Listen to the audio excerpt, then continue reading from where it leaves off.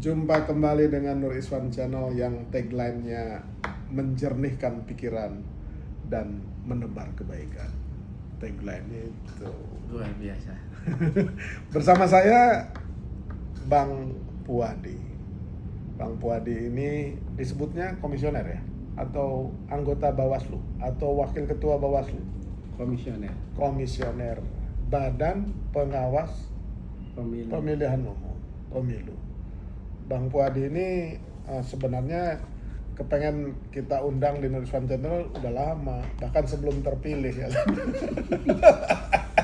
Cuman jadwalnya ketat, sebelum terpilih sibuk lobby, ya kan, kesana kemari, ya baru sekarang kesempatannya. Setelah terpilih ya kita nggak enak gangguin ya kan, karena pasti sibuk sekali. Terima kasih Bang Puadi sudah bergabung di Nur Iswan Channel. Terima kasih Bang Iswan undang-undang. Luar biasa. Makin ganteng Bang Puadi. Amin.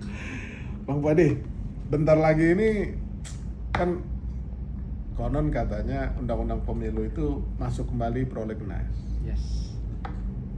Komentar Bang Puadi tentang rencana untuk merubah atau menyempurnakan paket undang-undang pemilu, mulai dari undang-undang parpol ya kan, dan pemilihan umum, juga pasti mengakomodir pasal-pasal yang direkomendasikan oleh Mahkamah Konstitusi kan. Yes. Itu komentar Bang Puadi sebagai penyelenggara pemilu apa? Ya, pertama nih mau ngucapin terima kasih dulu dong. Ya. Kita udah diundang. Sering banget sebetulnya ngelihat Nur Iswan Channel ini, alhamdulillah baru kesampaian. Tapi ini pertanyaannya langsung menukik ya ke persoalan undang-undang pemilu ya.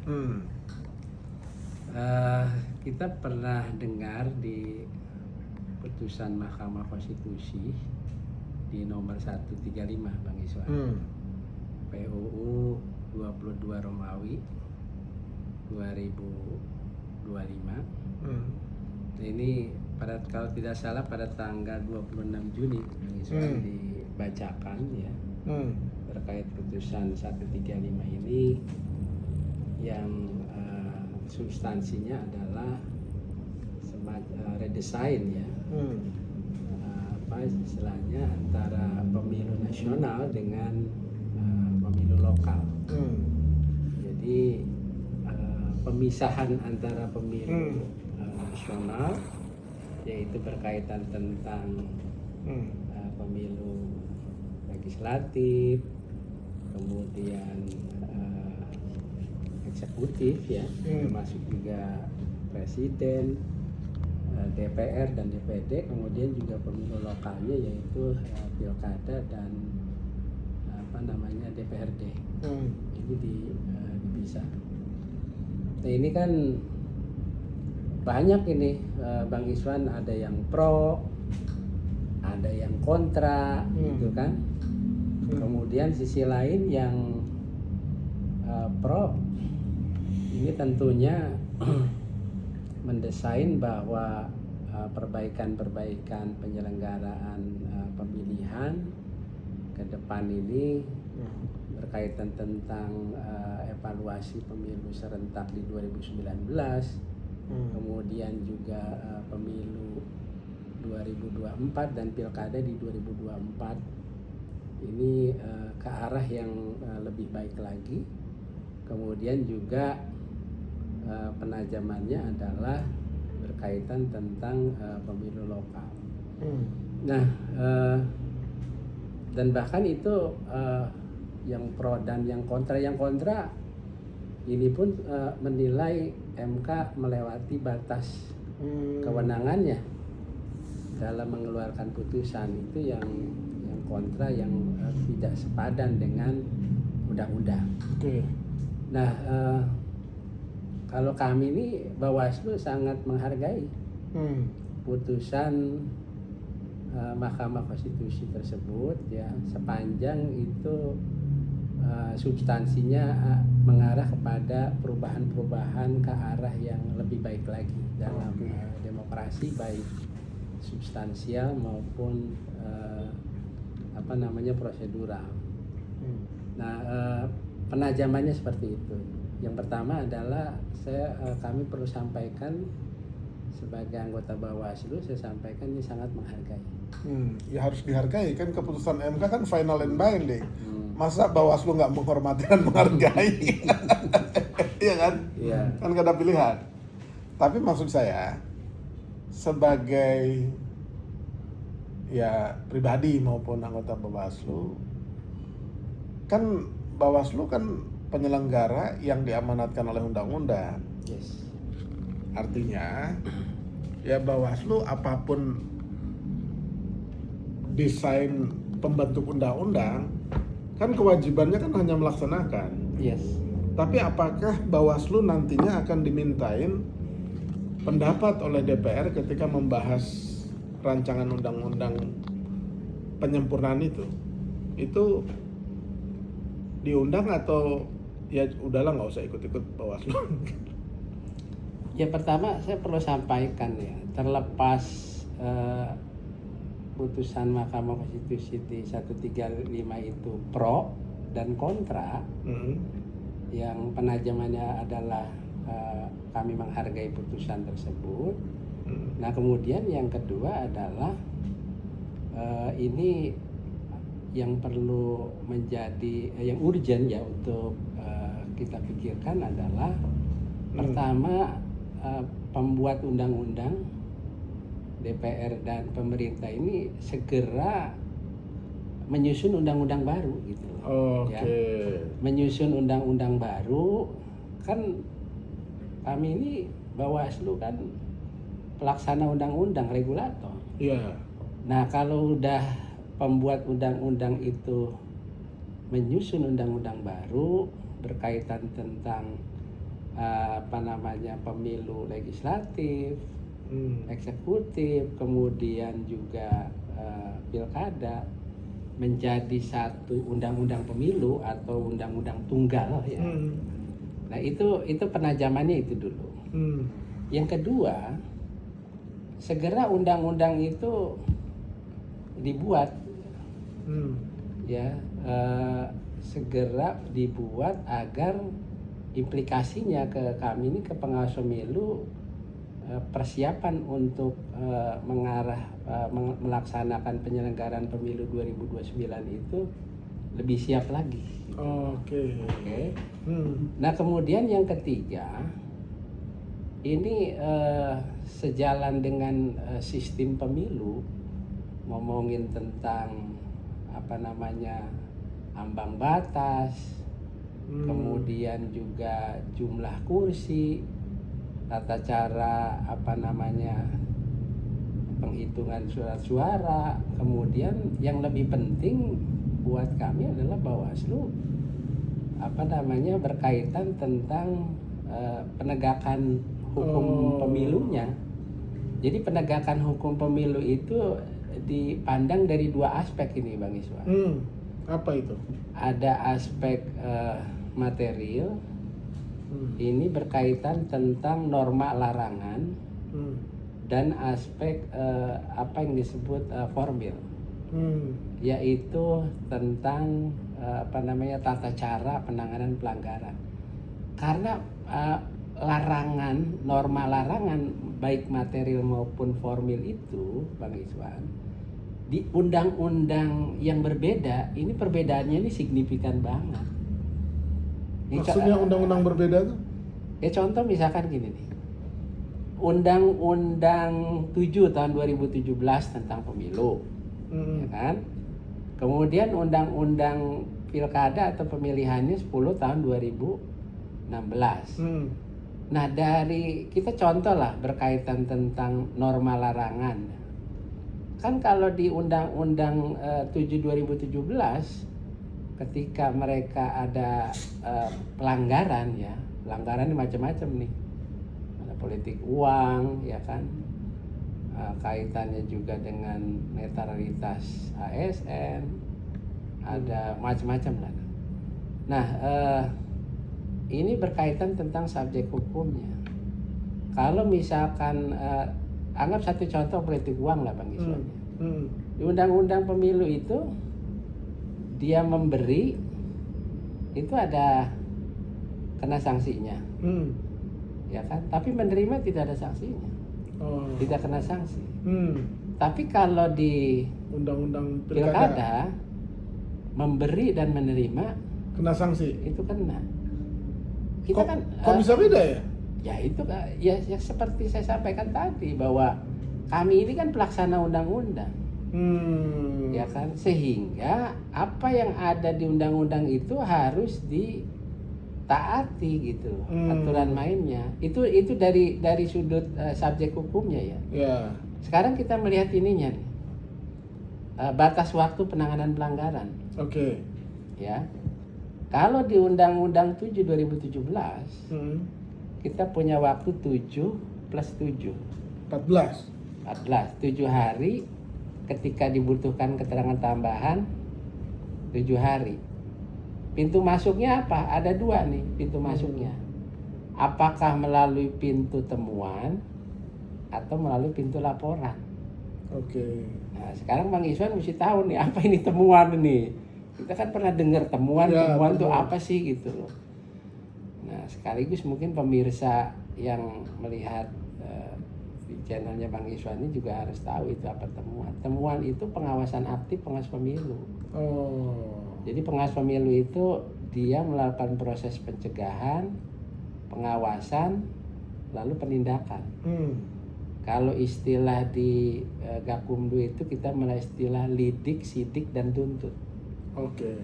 Ya, misalkan ada politik uang, lalu Bang Iswan telepon ke kami penyelenggara, lapor di daerah Jakarta Utara, tepatnya di Priok, ada bagi-bagi uang misalkan.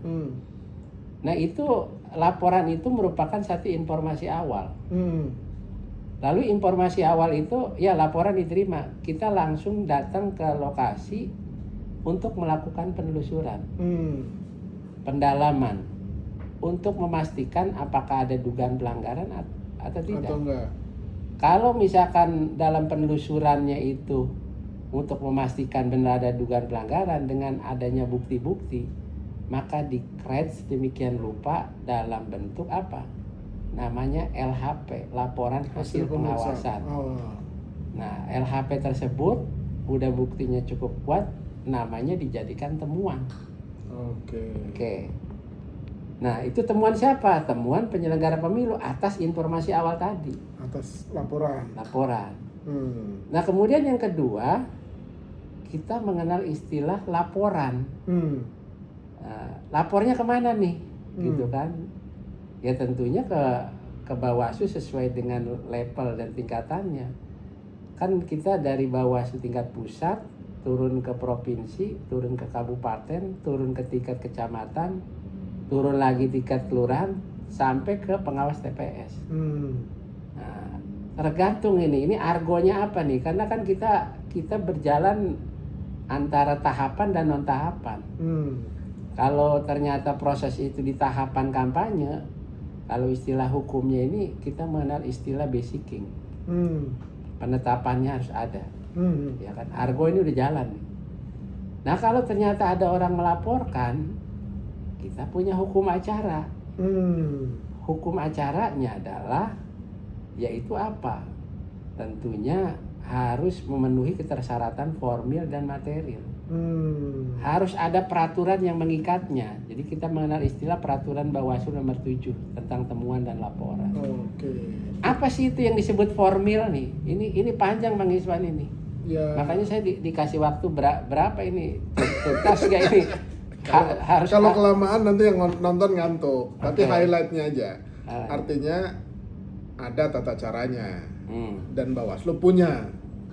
Kayak kalau hukum pidana itu ada kitab KUHP kan, kitab undang-undang hukum acara pidana, ya kan?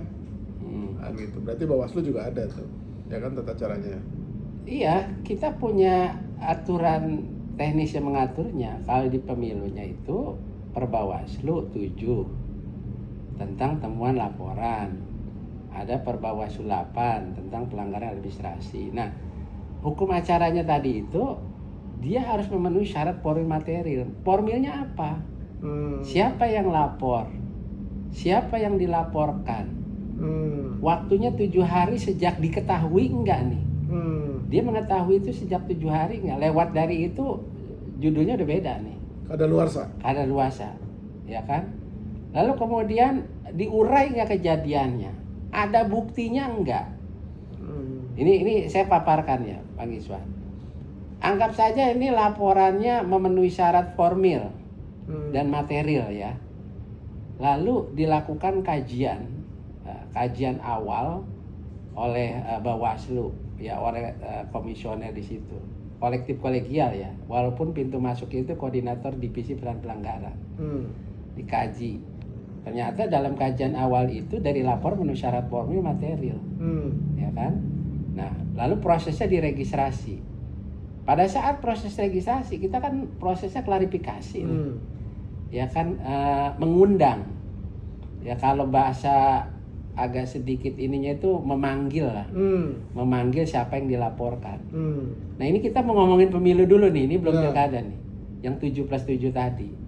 Begitu dipanggil oleh penyelenggara pemilu nih, Bawaslu, yang tadi yang dilaporkan tadi itu, nah dimintai keterangan lah ya, siapa pelapornya, siapa yang dilaporkannya. Nah kemudian kita udah regis memenuhi syarat formil material, kita klarifikasi, ternyata dalam proses klarifikasi itu memang benar, buktinya udah cukup kuat lah bahwa dia melakukan politik uang, sehingga ketersyaratannya juga sudah oke, ada buktinya udah kuat. Nah ini bisa langsung proses ke penyidikan di kepolisian. Nah tetapi yang mau saya pertajam gini, Bang Iswan. Kalau ternyata terlapornya udah dimintai keterangan, buktinya sudah kuat, dipanggil oleh Bawaslu, dia nggak datang. Coba menurut Bang Iswan gimana nih? Ini yang dipanggilnya nggak datang, tuh buktinya udah kuat nih, ya kan? Perlu manggil lagi nggak? Ya perlu lah, panggilan paksa. Panggilan paksa. Yeah. Kalau di aturan nih, ini cakep nih pertanyaan Bang Iswan nih. Perlu panggilan paksa nggak gitu ya?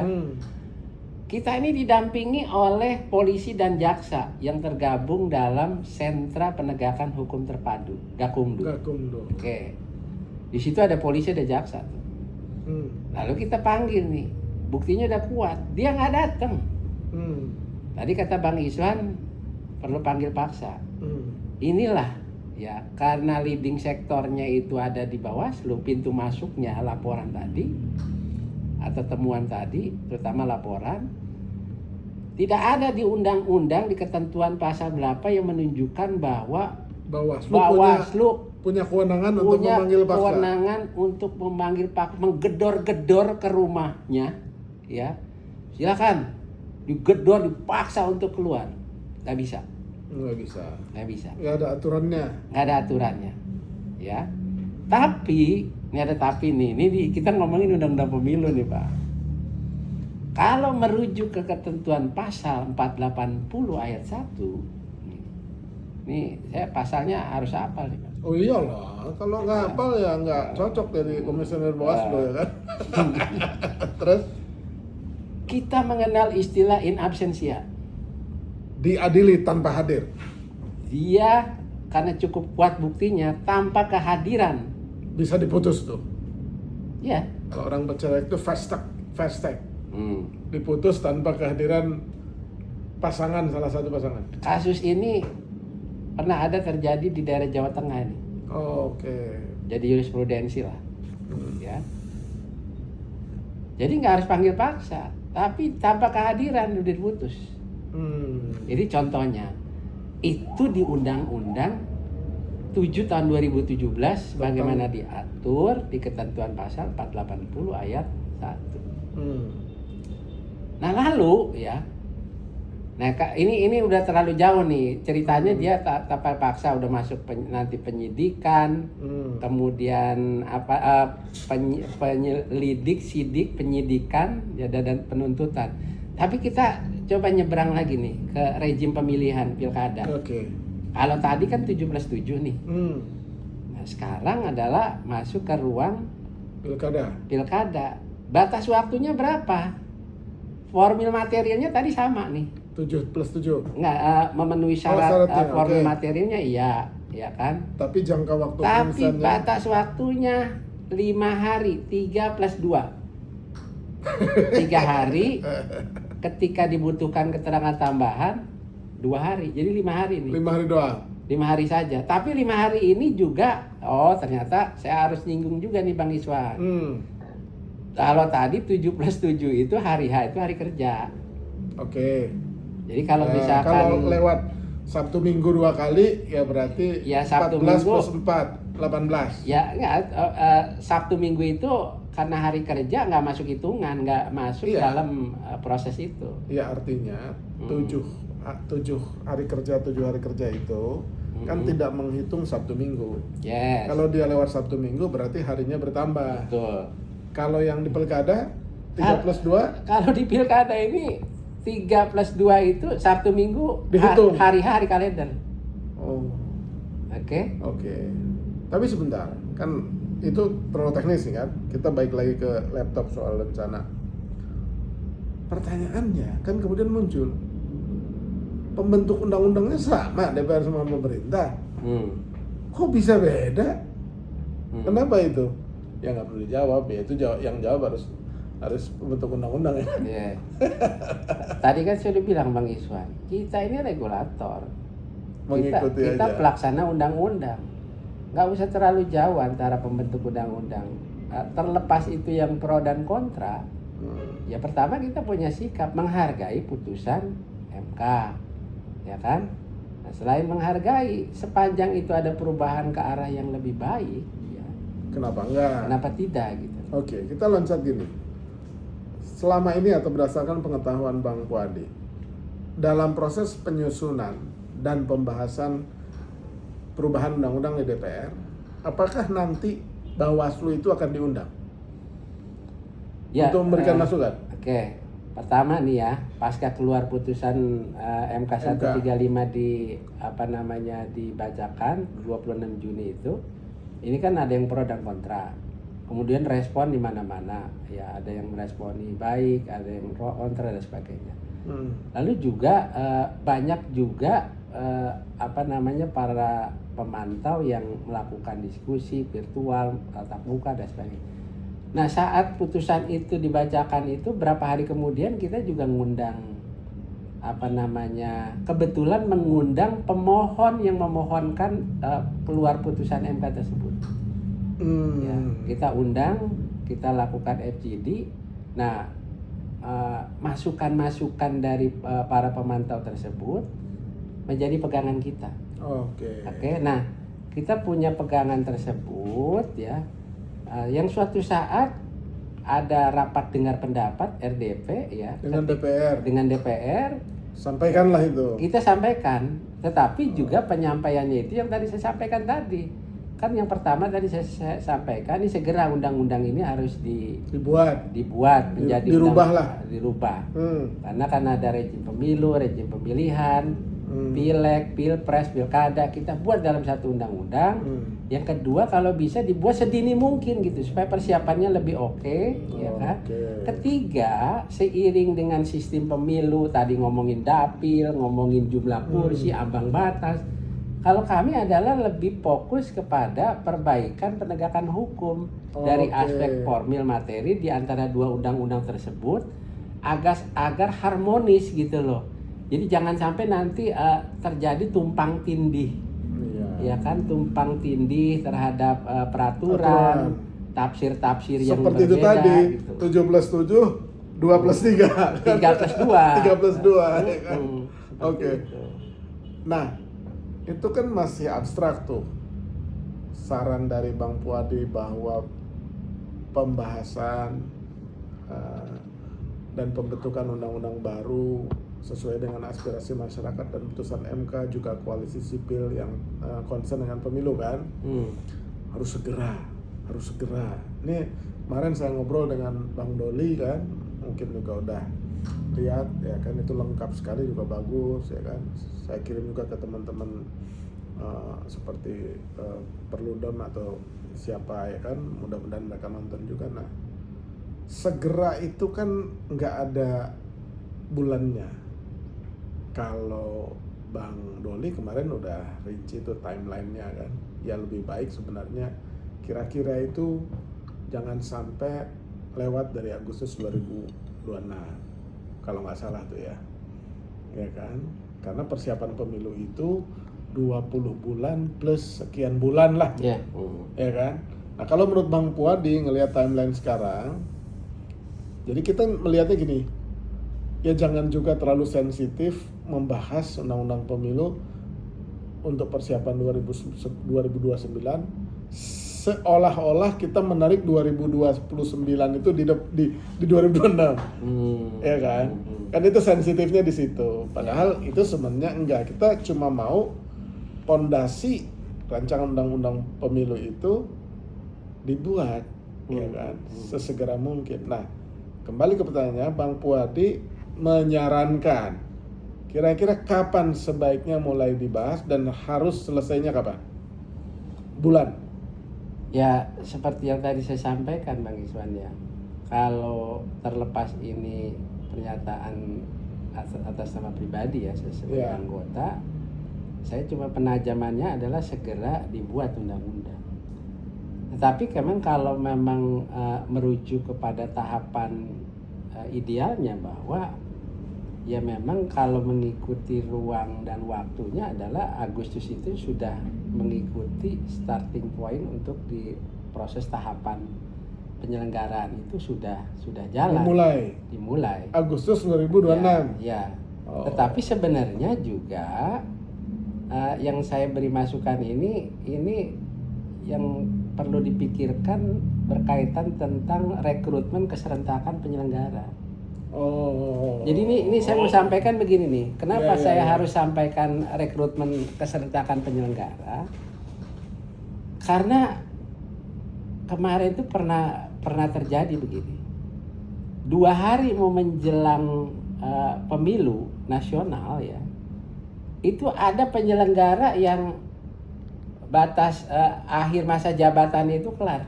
Kira-kira ada ya itu? Ada. Oke. Itu di ruang kamar sebelah lah ya. Anggap saja kamar KPU lah ya. Kita tidak bisa membayangkan 2 hari gitu loh kan.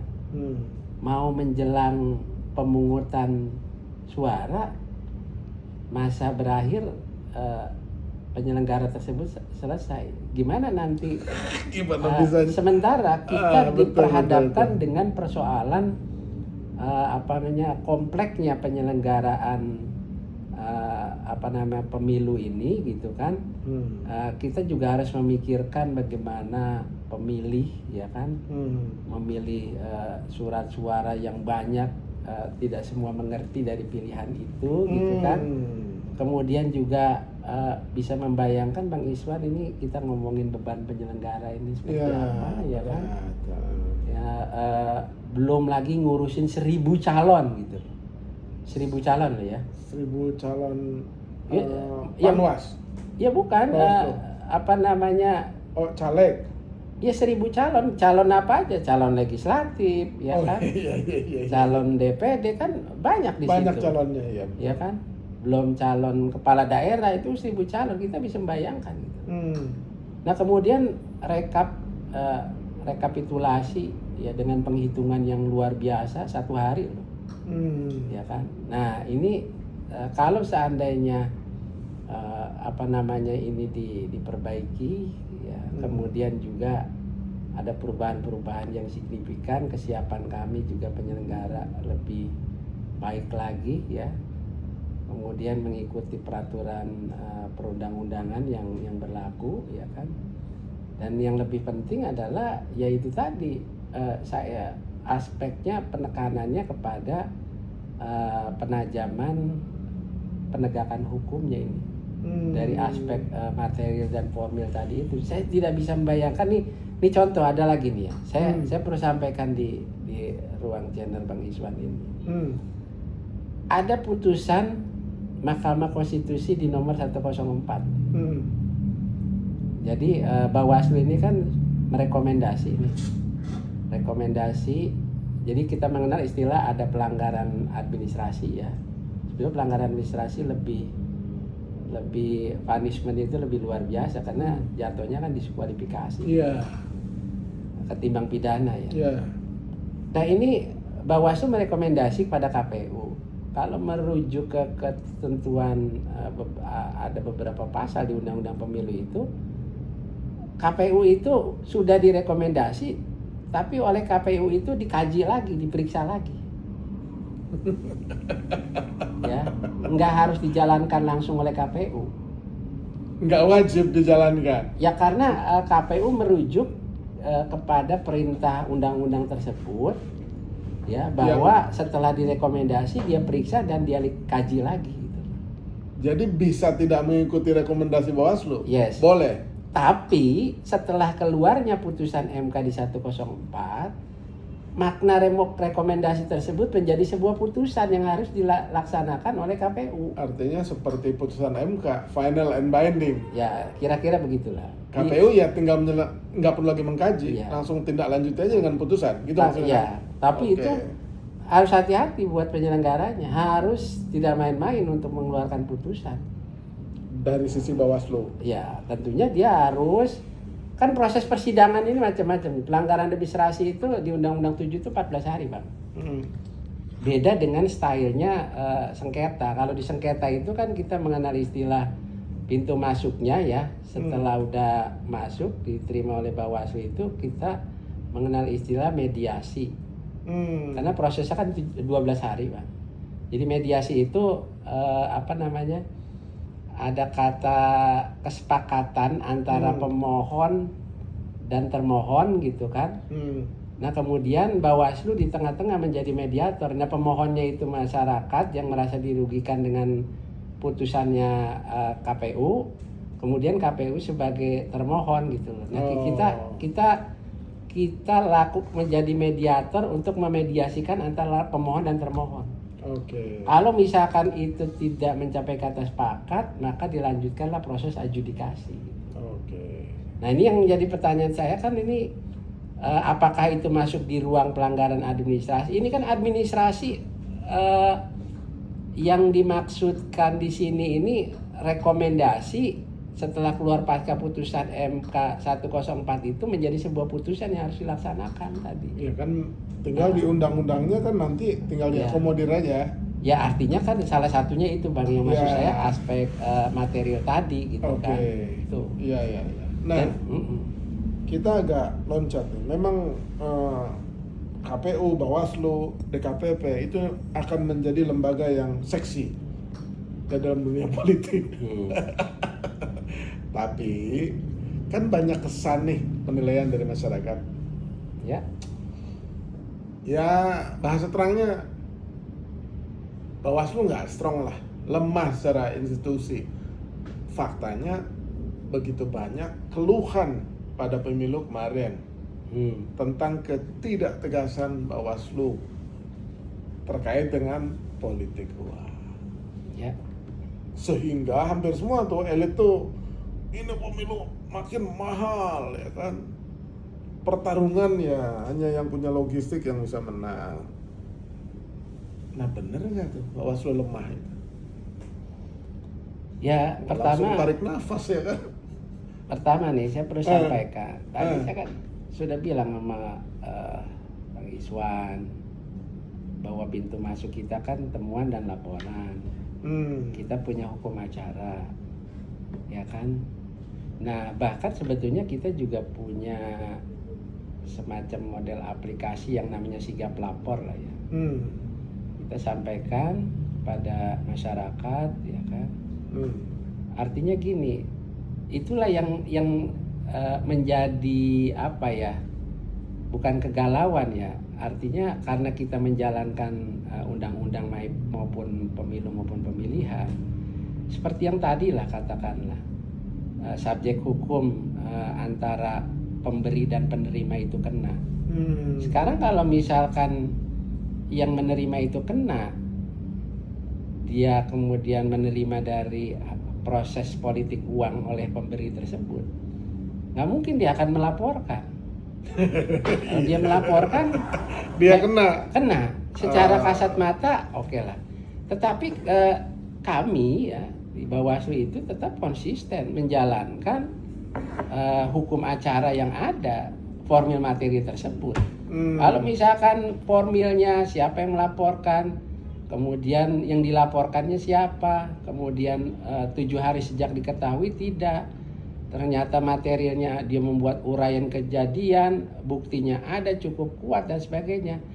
Dan memang artinya gini lah, kita juga ke depan adanya semacam otonomi sektor penindakan gitu loh ya. Artinya memang kadang kalau memang di ruang Gakumdu, Bawaslu oke, misalkan polisi oke, tapi kalau jaksa tidak oke kan tidak kan ini kan ada apa istilah 3 lembaga nih Bang. Ya. Sentra Penegakan Hukum Terpadu. Kadang walaupun pintu masuknya itu ke Bawaslu ya, itu kan hanya diproses penyelidikan. Pada saat penindakan harus melibatkan ya, proses anggota. Penyidikannya itu kan ada di polisi. Itu udah ruang di kepolisian. Ruang APH. Ya. Kalau misalkan Bawaslu sudah oke, ternyata kesepakatannya di jaksa oke, kalau polisi tidak oke, kita mau seperti apa? Atau polisi dan jaksa oke, Bawaslu-nya nggak oke? Bisa jadi. Ya kan? Biar adil. Bawaslu tidak oke, Pak. Itu tidak akan terjadi. Disitulah perlu adanya chemistry, Pak. Iya. Chemistry. Nah, chemistry itu harus dibangun dengan memuat pasal-pasal di dalam undang-undang pemilu yang baru. Ya, kira-kira begitulah. Penajamannya di situ. Nah, itu makanya di pemilu presiden, kemudian legislatif, kepala daerah atau pilkada menjadi satu undang-undang, itulah nanti diharmon itu. Ada proses harmonisasi yang ini loh ruang-ruangnya agar tidak terjadi tumpang tindih, tidak terjadi tafsir-tafsir dalam pemaknaan terhadap pasal-pasal tersebut itu. Pertanyaan terakhir. Yes. Ya kan? Jadi jangan bosan nanti hadir di Nurisan Channel terus supaya jadi narasumber tetap ya kan. Pertanyaan. Ini ya. Dapat ini sering-sering berarti sering dapat. Iya, dapat ucapan terima kasih. Ucapan terima kasih. Iya. Alhamdulillah. Yang penting silaturahmi. Gini. Yang terakhir nih ya. Ada dugaan atau tudingan mungkin, ya bisa juga fitnah ya kan. Penyelenggara sekarang ini juga ikut main ini, ya kan, mengistimewakan atau memenangkan partai tertentu atau caleg tertentu atau calon kepala daerah tertentu. Dia ikut main, padahal dia tuh dia yang meregulasi, ya kan, bertanggung jawab sehingga harus bersikap adil. Nah, terhadap tudingan, fitnah atau dugaan atau mungkin di beberapa tempat ya terbukti ada orang Bawaslu ikut main misalkan. Respon Bang Puadi seperti apa terhadap hal itu? Yang pertama, idealnya ya dalam menjalankan tugas dan kewenangannya kan Bawaslu itu terutama penyelenggara pemilu harus sesuai dengan prinsip-prinsip penyelenggaraan. Idealnya ya, kita kalau mau ngomong ideal ya mandiri, ya aksesibel, profesional, berkepastian hukum, ada itu di undang-undangnya. Prinsip-prinsip itu kan harus dijaga, independen dan sebagainya. Ketika dia menjalankan tidak sesuai dengan prinsip-prinsip penyelenggaraan, yang disebut penyelenggara pemilu di Undang-Undang 7 2017 itu kan tidak hanya Bawaslu. KPU. Ada KPU, ada DKPP, Dewan Kehormatan Penyelenggara Pemilu, Dewan Etik. Nah, maka ketika ada ya bahasanya offset lah ya. Kalau ada atau mungkin masuk angin kali ya. ada penyelenggara baik KPU maupun Bawaslu ikut-ikutan lapor ke DKPP.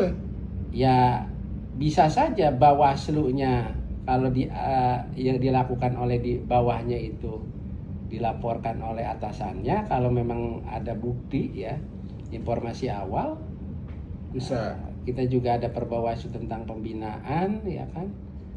Atau kalau masyarakat melaporkan, laporkan segera. Iya. Oh ini penyelenggara ini bermasalah nih, ya. Laporkan ke DKPP. Tentunya DKPP punya hukum acaranya. Dialah nanti yang akan menilai. Iya. Ya kan? Nanti kan setelah keluar putusan DKPP, ya Bawaslu menindaklanjuti putusan DKPP tersebut, eksekusinya gitu. Dari mulai peringatan sampai pemecatan. Ya, kira-kira gitu. Oke. Berapa orang anggota Bawaslu yang ditemukan? Nih, atau kena sanksi atau kena pecat? Ada? Ya, ada. Artinya memang jumlahnya ya cukup signifikan lah. Tetapi memang ya ini adalah merupakan satu evaluasi buat kita. Iya. Agar lebih baik. Kedepannya ke arah yang lebih baik gitu. Karena memang output dari proses penyelenggaraan pemilu itu, proses menuju pemilu yang demokratis itu salah satunya ya penyelenggara yang menjalankan prinsip-prinsip penyelenggaraan. Artinya Bang Puadi juga tidak menutup mata bahwa ada aparatur Bawaslu itu yang bermain atau melanggar prinsip-prinsip tadi. Iya, artinya memang kita tidak menutup-nutupi, karena memang di ruang informasi yang sudah, kan putusan itu DKPP pun juga terbuka untuk umum kan. Artinya sudah bukan rahasia umum lagi gitu.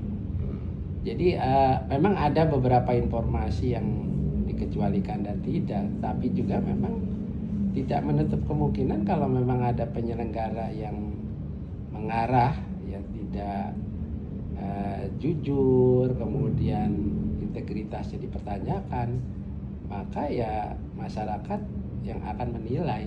Oke. Ya.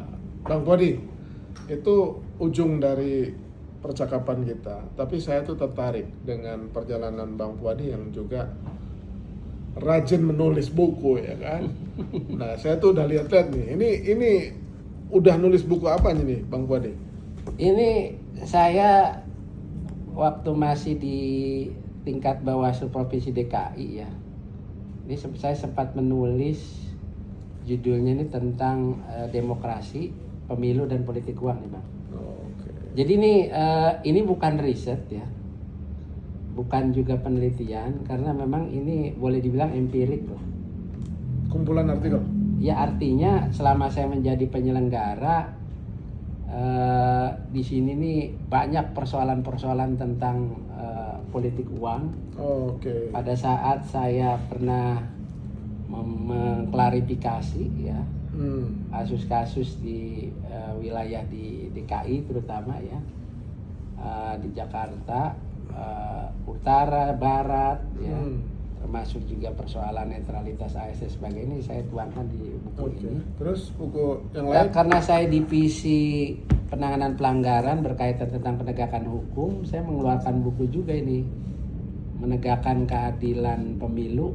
Nah ini bukunya, ya kan, mewujudkan demokrasi yang konstitusional. Ini juga saya pernah menyidangkan kasus-kasus di sengketa, di pelanggaran administrasi, ini saya tuangkan di buku ini.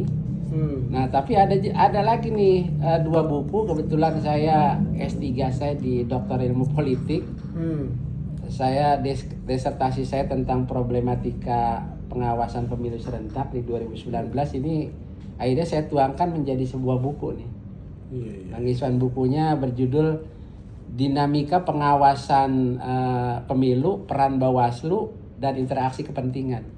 Jadi kalau udah ngomongin interaksi kepentingan itu ada Bawaslu berhadapan dengan KPU, dengan ya stakeholder lainnya gitu loh kan, dengan pemerintah, dengan masyarakat, dan macam-macam. Ini ada terjadi interaksi pentingan di sini. Ini saya tuangkan dalam sebuah buku. Ini hasil output dari disertasi. Nah ini udah dibedah, tapi ini ada yang belum diluncurkan dan dibedah. Ini insya Allah nanti. Ini baru. Ini nanti kemungkinan awal November akan dibedah. Pertarungan kepentingan interaksi antar aktor, Bang. Dalam pengawasan pemilu. Aktornya siapa aja tuh? Ada tulisannya antar aktor. Ya nanti banyak di situ, ada kami Bawaslu, ada KPU, ya kemudian ada pemerintah juga di sini, kemudian ada polisi, jaksa, ada termasuk masyarakat juga, pressure group, mereka juga melaporkan adanya dugaan pelanggaran, kita tuangkan di sini. Iya. Para penegak hukum ada. Ini Bang Puadi ini salah satu yang ya kita apresiasi dan kita kagumi lah. Di tengah kesibukannya mengawal penyelenggaraan pemilu sejak di DKI ya. Ya, DKI. Terus sampai sekarang ya masih sempat mengumpulkan bahan untuk nulis-nulis. Itu top. Meluangkan waktu, Bang. Padahal Bang Puadi ini secara background dan pengalaman kerja itu ya orang tidak akan menyangka kan kalau guru, Bang. Saya guru dulu. Ya itu yang saya mau sebut tuh kan guru karena gelarnya tuh SPD, tapi sekarang tetap jadi guru. Yes. Tapi guru bangsa. Guru Bang. Dalam hal penyelenggaraan pemilu. Saya bukan hanya guru loh, Bang, dulu. Apa? Kalau guru kan saya di SMA dulu, SMA 24, 37 sama SMA 30 ngajar PPKN. Oke. Tapi saya sempat juga di bimbingan belajar, Primagama dan sekolah musik, mimpin sekolah musik Purwacaraka supaya otak kanan otak kiri berimbang. Iya. Jadi bisa main musik? Ya piano mah insya Allah lah. Canggih. Kan ini apa istilahnya, kita hidup di 90% orang musik ya harus bisa bermusik. Iya. Benar. Ya kan?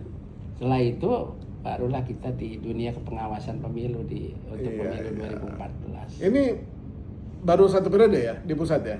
Baru satu periode. Nanti daftar lagi kan? Daftar lagi atau mau geser tempat lain? Ya insya Allah nanti ikhtiar karena ridha Allah. Nggak dijawab mau di tempat yang sama atau geser tempat yang lain. Masih mempertimbangkan masukan dari Allah dan orang tua dan terutama istri ya kan? Istri penting itu. Sangat penting. Karena saya bisa besar begini tuh karena istriku tersayang. Iya. Dan anak-anak yang selalu mensupport. Iya. Kita suka lihat di sosmednya mesra betul sama istrinya. Berarti keduanya saling mencintai. Amin. Ya kan, semoga keluarganya sakinah mawaddah warahmah. Amin. Ya supaya kalau keluarganya kokoh kan penyelenggaraan pemilu jadi kita sukses kan. Kalau keluarganya nggak kokoh, bertengkar terus. Ya stres. Komisioner nanti stres kan. Banyak ngelamun di ruangan nanti. Banyak ngelamun, nggak ada yang mau dikerjakan nanti. Oke, Bang Puadi, terima kasih. Ya kan, salam buat keluarga dan semoga selalu sehat. Amin. Dan jangan sampai sekaliber Bang Puadi itu keluar dari orbit penyelenggara pemilu. Mau di KPU, mau di KPP, mau Bawaslu, ya semoga bisa terus dengan kinerja yang baik. Amin. Kalau kinerjanya nggak baik, lebih baik. Kalau bikin malu ya mendingan mundur aja. Oke, terima kasih Bang Budi. Terima kasih. Next time kita ngobrol lagi. Tema-tema yang lain, terutama pada saat nanti pembahasan rancangan undang-undang pemilu kan, yang belum tahu kita jadwalnya kapan, tapi sudah masuk prolegnas DPR. Kemarin saya baca masuk prolegnas itu. Masuk prolegnas. Gitu. Nanti kita dorong supaya lebih cepat. Amin. Untuk itu. Apalagi kalau anggota Komisi 2 dan baliknya nonton Nur Iswan Channel kan. Ya. Lebih memotivasi. Iya. Terima kasih Bang Puadi. Siap, sama-sama. Demikian kawan baik, jangan lupa tagline Nur Iswan Channel, menjernihkan pikiran, menebar kebaikan. Terima kasih Bang Puadi. Sama-sama. Terima kasih.